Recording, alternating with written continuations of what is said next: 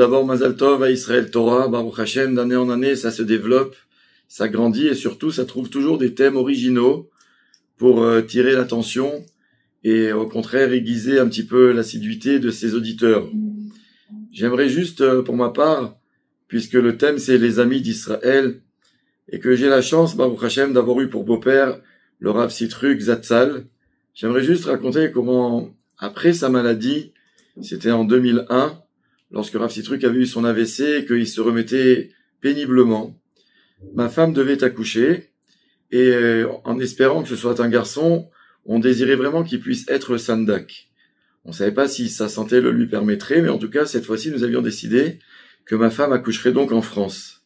Ma femme a accouché un dimanche. Effectivement, c'était un garçon. Le dimanche d'après, il y avait la Brit Mila.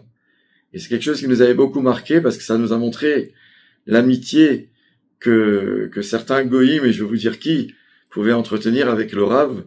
Et il s'agit ici de Jacques Chirac, l'ancien président de la République, lorsqu'il était en fonction de président de la République, en plein milieu de la Brit Mila, alors que ça se passait au domicile du Rav, et qu'il y avait des centaines de personnes qui étaient venues honorer donc le Rav.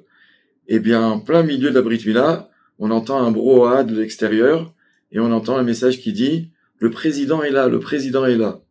On se demandait de quel président pouvait-il s'agir, et très vite on comprend qu'il s'agit du président de la République, Jacques Chirac, qui est arrivé en plein milieu de la Brit Mila en personne, et qui a voulu honorer donc le kavod du Rav. Et en fait, après, évidemment, il est resté jusqu'à la fin, comme si c'était un homme qui n'avait pas d'occupation, et à la fin, il s'est assis avec le Rav, il avait amené lui-même un cadeau pour le bébé, pour la maman, et il a voulu absolument discuter. Et d'ailleurs, le petit que nous avions nommé Yosef, le Rav avait tenu à lui dire, voilà, c'est le petit qui porte mon nom, qui s'appelle Yosef. Et à plusieurs reprises plus tard, j'avais revu Jacques Chirac, donc qui venait rendre visite au Rav à la maison. Et chaque fois qu'il me revoyait, il me reconnaissait, il me demandait comment va le petit Youssef. En fait, il s'embrouillait entre Yosef, le prénom juif, et Youssef, tel que le prononcent les musulmans, parce que bon, évidemment, la France est plus ancrée dans cette optique-là. En tout cas, tout ça, c'était pour vous dire combien le Rav avait réussi à alimenter une relation avec les goïms qui lui permettait évidemment de la mettre à profit exclusivement pour la communauté dans tout ce qui était nécessaire pour elle. Lorsqu'on avait besoin de décaler des dates d'examen, lorsqu'on avait besoin d'un local ou que ce soit pour construire encore une synagogue ou un mikvé ou une école. Et tout cela, ça a montré d'abord évidemment la vision lointaine du Rav, mais ça a montré aussi comment certains goïms ont toujours eu un rapport avec Israël positif, un rapport avec Israël bienveillant.